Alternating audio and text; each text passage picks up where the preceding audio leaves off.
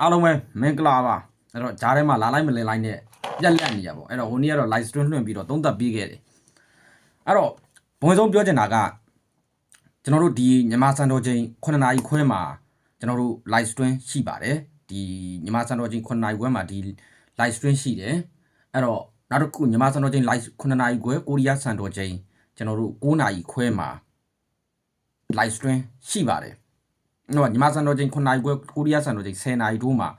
live stream ရှိတယ်အဲ့တော့နောက်တစ်ခုကတော့ကျွန်တော်ရဲ့ Telegram free channel လေးကိုလည်း join ပေးကြပါအောင်လို့ညီကိုတွေကိုမြေတားရက်ခံခြင်းပါတယ်ကျွန်တော် channel လေးကိုလည်း join ပေးကြပါအောင်ကျွန်တော်ညီကိုတွေအဲ့တော့ဘွန်းဆုံးစမယ်ပေါ့ဗျာအဲ့တော့ဘွန်းဆုံးစမယ်ဆိုရင်ကျွန်တော်တို့ Tottenham Hotspur နဲ့လီဗာပူးနဲ့ပွဲအဲ့တော့လီဗာပူးကနေပြီးတော့အဝေးကွင်းကနေပြီးတော့ကြည့်ပြန်ပေးထားတယ် level ကိုပြ85ရှုံးထိပေးထားတယ်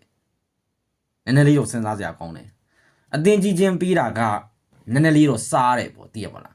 ကြီးကလည်း9ရှုံးမဟုတ်ဘူး10ရှုံးမဟုတ်ဘူး level 85ရှုံးတောင်မှအဝေးကနေပြီးတော့ကြည့်ပြန်ပေးပလိုက်တာစဉ်းစားစရာကစပါးနဲ့တွေ့တိုင်းလီဗာပူးကအမြဲတမ်းနီးပါးကိုအသာစီးရတတ်တယ်ကျွန်တော်စပါးက9ကြိမ်ပဲနိုင်ထားတယ်လီဗာပူးကအကြိမ်20တောင်နိုင်ထားတယ်နောက်ဆုံးတွေးဆုံမှုတွေမှာနောက်ဆုံးတွေးဆုံမှုတွေမှာစပါးဒီလီဗာပူးကိုနိုင်တာဆိုလို့2023ကတကြော့ရဲ့ကျွန်တော်2020နဲ့မှကျွန်တော်တို့3ကတကြော့ရဲ့ပြီးခဲ့တဲ့ဒီနှစ်ကျွန်တော်တို့ EFN ကတ်နှုန်းကရဲ့ဒါပဲနိုင်ထားတာကလွဲရင်စပါးကလီဗာပူးကိုအမြဲတမ်းကိုအရေးနှိမ်ထားတယ်ပေါ့ဗျာပြောချင်တာကအဲ့တော့စပါးအနေနဲ့ခုလက်ရှိမှာကျွန်တော်တို့သောမတ်ဖရန့်အနေနဲ့လေ PR တွေနဲ့ရင်ဆိုင်နေရတယ်လက်ရှိသောမတ်ဖရန့်အနေနဲ့ကျွန်တော်နယူကာဆယ်တို့ဘာတို့ကိုတီးကြတာမှန်တယ်ဘရန်ဖို့ကိုကျွန်တော်တို့တည်ကြတာမှန်တယ်အဲ့ဒါတိတ်ဝက်ဘရန်နယူကာဆယ်ကိုတည်နိုင်နယူကာဆယ်ကိုတည်ကြတယ်ဘရန်ဖို့ကိုနိုင်တယ်စလာဗီယာကိုနိုင်တာမှန်မဲ့နောက်ဆုံးနော်တန်ဖော်ဒတ်နဲ့ပွဲမှာကျွန်တော်တို့ရုပ်ပြတ်ဆင်းပြတ်ရှုံးတယ်အဲ့တော့စပါးရဲ့အိမ်ကွင်းဘွိတ်ကလည်းကျွန်တော်တို့ထည့်စဉ်းစားစရာတိတ်တော့မလိုဘူးတွေးစရာရှိတာကလီဗာပူးအသင်းလမ်းကြောင်းမှန်ပေါ်ပြန်ရောက်လာပြီလားဆိုတဲ့အရာပဲလီဗာပူးအနေနဲ့လမ်းကြောင်းမှန်ပေါ်ပြန်ရောက်လာပြီလားဆိုတဲ့အရာကစဉ်းစားစရာကောင်းတယ်နောက်ဆုံး9ပွဲမှာလီဗာပူးဒီကျွန်တော်တို့3ပွဲထိ clean sheet ယူထားတယ်နိုင်ထားတဲ့အသင်းတွေကလည်းကျွန်တော်တို့ဒါ Leeds United နဲ့ပွဲကလည်းအမှန်တကယ်ပြောရင်ကိုနာတိမစင်မချင်းလောက်ရကြောင်တည်ကြသွားတာမှန်ပေမဲ့ကျွန်တော်တို့ဖောင်ကောင်းနေတဲ့အင်တာမီလန်ကိုကျွန်တော်တို့နိုင်တယ်ကျွန်တော်တို့ Brighton ကိုနိုင်ထားတယ်ဆိုတဲ့လီဗာပူးအသင်းရဲ့စွမ်းဆောင်ရည်ကစဉ်းစားစရာကောင်းလာတယ်လီဗာပူးအသင်းလမ်းကြောင်းမှန်ပေါ်ပြန်ရောက်လာပြီလားဆိုတဲ့မိခွန်းကအဲ့တော့စပါးနဲ့တွေ့ရင်အမြဲတမ်းလဲအသာစီးရတယ်လက်တလုံးမှာလဲရုန်းကန်နေရတဲ့စပါးကိုတော့ကြီးအလိုလဲကြိုက်တယ်ကျွန်တော်အမြင်ရပြောရင်အဖက်ဖက်ကပြည်စုံနေတယ်လီဗာပူးဘက်ကကြီးအရာလဲကြိုက်တယ်ကြီးကပြင်းပြင်းတယ်လေ85အထိပေးထားတာအဲ့တော့ကျွန်တော်အမြင်ရပြောရင်ကြီးရောခြေစွမ်းရောလက်ရှိစပါးလီဗာပူးသင်းရဲ့အနောက်တန်းရောဘာရောအကုန်လုံးပြည်စုံနေတဲ့အနေထားမှာလီဗာပူးသင်းထပ်နိုင်သွားလိမ့်မယ်လို့ကျွန်တော်ကမြင်တယ်လီဗာပူးအသင်းကြိုက်တယ်ပေါ့အဲ့မှာထူးထူးဆန်းဆန်းလေးပြောစရာရှိတာကဒီပွဲမှာကျွန်တော်9ဘော်9အောင်နဲ့ပြောမယ်ဘာလို့ပုံမှန်ပွဲတွေဆိုရင်ကျွန်တော်တစ်ဖက်တည်းပဲပြောပြမယ်ဒီပွဲကို9ဘော်9အောင်နဲ့ပြောမယ်ဘာလဲဆိုတော့ကျွန်တော်ပြီးခဲ့တဲ့နေ့က AC Milan ပွဲကိုပြောခဲ့တယ်ပြီးခဲ့တဲ့ live stream မှာ AC Milan နဲ့ Napoli နဲ့ပွဲမှာ9ဘော်သမားတွေအနေနဲ့ပြ30တော့ရင်းရမယ်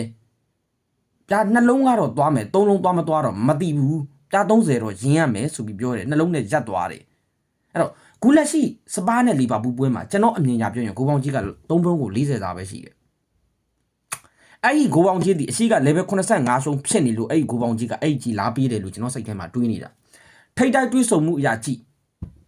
အမြဲတမ်းဒီပါအဲ့ဒီနဲ့တကယ်ကိုပေါ်နေတယ်နောက်ဆုံးပွဲစဉ်တွေမှာဂူးအောက်ထားတဲ့ပွဲစဉ်ကဘယ်နှပွဲမှမရှိဘူးရှင်းပြောရင်နောက်ဆုံး9ပွဲလောက်အတွင်းမှာဂူးအောက်ထားတဲ့ပွဲစဉ်ကစပါး1စီးနဲ့နိုင်ထားတဲ့တပွဲကလွဲရင်အမြဲတမ်းဒီပါဂူးသွင်းတယ်အမြဲတမ်းဒီပါဂိုးပေါ်တယ်ဆိုတဲ့ပွဲမျိုးဒီလိုပွဲမျိုးကစပါးနောက်တန်းတီလဲဝိတယ်ကျွန်တော်ပြောချင်တာစပါးနောက်တန်းတီနောက်ဆုံးပွဲစဉ်တွေမှာဂိုးကပေးလိုက်ရတဲ့ဂိုးတွေဆိုတာမနှဲဘူးကျွန်တော်တို့လီဗာပူးအသင်းအနေနဲ့ကတော့အနောက်တန်းကတော်တော်လေးကောင်းလာတာမှန်တယ်ဒါပေမဲ့စပါးနဲ့တွေ့ရင်အမြဲတမ်းအပြန်လန်ချိတယ်သူတိုက်ကိုတိုက်ဆော့တယ်စပါးတီကျွန်တော်တို့အသင်းကြီးနဲ့တွေ့ဆုံနေမှာသူတိုက်ကိုတိုက်ရှိတယ်3လုံး40စားကိုပေါင်းကြီးလေးမှာတော့အပေါ်လေးလဲ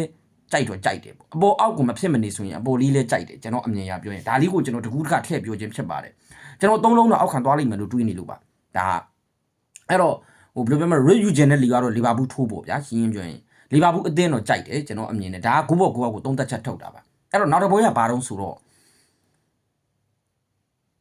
ပုံမှန်ဆိုရင်ကျွန်တော်တပွဲတစ်ပဲပြောပါတယ်အဲ့တော့ဒီညမှာပြောမယ်ပွဲကရီယယ်မက်ထစ်ပွဲနှလုံးငါးစားပေးနေတယ်ကိုပေါင်းကြီး3လုံးကိုပြ90ရှုံးပေးနေတယ်ရီယယ်မက်ထစ်အနေနဲ့ကြီးမအောင်တာအရန်ကြာနေပြီကျွန်တော်ပြောချင်တာကြီးရမအောင်ပါဘူးရီယယ်မက်ထစ်ကကျွန်တော်တို့ဆယ်ကာဒီကိုနဲ့ပွဲကြီးကြတယ်အဲ့အပြီးတော့ကျွန်တော်တို့မိုင်စီးနဲ့ပွဲကြီးကြတယ်ဂျားထဲမှာအလာဘက်ကို120စားလားမသိဘူးအဲ့ပွဲ20စားတယ်အဲ့တော့ပြီးခဲ့တဲ့ပွဲကလည်းကြီးကြတယ်အဲ့တော့နောက်ဆုံး3-4ပွဲမှာတပွဲကြီးကြတယ်ခုစီဗီလာနဲ့တွေ့တယ်နှလုံးငါးစားပေးတယ်ကိုပေါင်းကြီးက3လုံးကိုပြ90ရှုံးပေးတာရှင်းပဲပြောရရင်ရီယယ်မက်ထစ်ကကြီးမအောင်နိုင်ဘာကြောင့်ကြီးမအောင်နိုင်ဘူးလို့ကျွန်တော်ပြောလဲဆိုတော့အဲ့အနောက်တန်းကြောင့်ကြီးမအောင်နိုင်တာဒီကိုကြည့်လိုက်ပါနောက်ဆုံး9ပွဲမှာရီယယ်က4ဂိုးထိ4ပွဲထိဂိုးပေးထားရတယ်ကျွန်တော်တို့ပြီးခဲ့တဲ့ပွဲမှာဆိုရင်ဘယ်ကမှမသိတဲ့အသင်းကို2ဂိုးပေးလိုက်ရတယ်ရှင်းပြောရင်ဘယ်ကမှမသိတဲ့2ဂိုးပေးလိုက်ရတယ်ကာရီယက်တို့ဝါဂျက်ဆန်တို့ထိန်းတဲ့အနောက်တန်းဂါစီယာတို့ပါကိုထိန်းတယ်ရှင်းပြောရင်ဒီလူတွေဒီအလန်လူစီမဟုတ်ဘူးဒီလိုထိန်းတဲ့အနောက်တန်းကို2ဂိုးပေးရတာကတော်တော်စဉ်းစားစရာကောင်းတယ်ရှင်းပြောရင်3လုံးပြတ်ဖို့ရဆိုရင်ရှင်းပြောရင်2ဂိုးမပေးမှရတာ3လုံးပြတ်ဖို့ရဆိုရင်3လုံးပြတ်ဖို့ရဆိုရင်2ဂိုးမပေးမှရတာဂိုးမပေးဘွင်ဆုံးတော့3လုံးပြတ်ဖို့ဆိုရင်ဂိုးမပေးမှရတာကျွန်တော်တို့ဂိုးပေးလိုက်ရရင်အဲ့ဒီအသင်းတီ3လုံးပြတ်ဖို့ရအတွက်ဂိုးတစ်ဂိုးပေးလိုက်ရပြီဆိုရင်ပွဲသိမ်းပြီပဲစောစီစီလာဂိုးရသွားရင်ရာခိုင်နှုန်းအဖြစ်ကျိုးဖို့ရာခိုင်နှုန်းက80ရာခိုင်နှုန်းလောက်ဖြစ်သွားမှာအဲ့တော့ကျွန်တော်အမြင်ပြပြောရင်3လုံးပြတ်ဖို့ရဆိုရင်ဂိုးမပေးရဖို့လိုတယ်လက်ရှိအနေထားရထိုက်တွေ့ဆုံမှုရရီယယ်မက်ထစ်တာမှန်တယ်ဒါပေမဲ့ရီယယ်မက်ထစ်ဒီကြေးပြင်းရင်ကျွန်တော်ပြောသလိုပဲယုံစားလို့မရဘူးကျွန်တော်အမြင်ရပြောရင်ဒီပွဲကအလွန်ဆုံးရီယယ်မက်ထစ်ကျွန်တော်တို့နှလုံးပဲကျွန်တော်အမြင်ရပြောရင်ကျွန်တော်ပုတ်ကိုကြီးအမြင်ရပြောမယ်ဆိုရင်နိုင်ဖို့တောင်ရီယယ်မက်ထစ်ကမနေကန်ရမှာကြေးပြင်းသည့်တိုင်အောင်ဘာကြောင့်လဲအဲ့အနောက်တန်းကြောင့်ပဲအဲ့အနောက်တန်းကတကယ်ကိုဂလီကကြီးအနောက်တန်းကျွန်တော်အမြဲတမ်းပြောရတာလည်းများပါပြီရီယယ်မက်ထစ်အနောက်တန်းဒီလုံးဝဆွဲဆောင်မှုမရှိဘူးလူဆိုဒီခုနောက်ပိုင်းမှာနိုင်တယ်အလာဘက်ကိုနိုင်သွားတဲ့ပွဲကလည်းဖျားကယ်လို့နိုင်သွားတာပြီးခဲ့တဲ့ပွဲကျွန်တော်မပြောလို့ဘူးနောက်ဆုံး2ပွဲဆက်နိုင်ထားသည့်တောင်လွန်ဆူပွဲကိုကြီးတဲ့ကောင်တိုင်းသိတယ်ခြေစွမ်းဒီလုံးဝစုပ်ပြတ်တတ်နေတာအဲ့တော့ကျွန်တော်အမြင်ရပြောရင်ဒီပွဲကကျွန်တော်တို့ကတည်ရည်နဲ့အနိုင်မဲလို့ကျွန်တော်ကတော့ပြောချင်တယ်ကျွန်တော်စီဗီလာအသင်းပဲရဲတင်းတင်းထိုင်လိုက်ချင်တယ်စီဗီလာအသင်းကြိုက်တယ်ဒါကျွန်တော်အမြင်ရပြောရင်ရီယယ်မက်ထစ်နဲ့စီဗီလာနဲ့ပွဲစီဗီလာအသင်းပဲထိတ်တိုက်တွေ့ဆုံမှုတွေဘလို့ပဲတာတီဖြစ်စီကြီးဘလို့ပဲပြင်းတီဖြစ်စီလက်ရှိခြေစွမ်းကိုတုံးတတ်တာကျွန်တော်ကစီဗီလာအသင်းကြိုက်တယ်အဲ့တော့ဟိုဒီနေ့တော့2ပွဲပြောခဲ့တယ်အဲ့တော့ဟိုကြော်ညာကျင်တာကကျွန်တော်ရဲ့ Telegram feed channel link ကို comment မှာ YouTube ကညီကိုတွေ Facebook ကညီကိုတွေချပေးပါမယ် join ပေးကြပါအောင်လို့မြတ်တာရက်ခံကြပါအားလုံးပဲ see you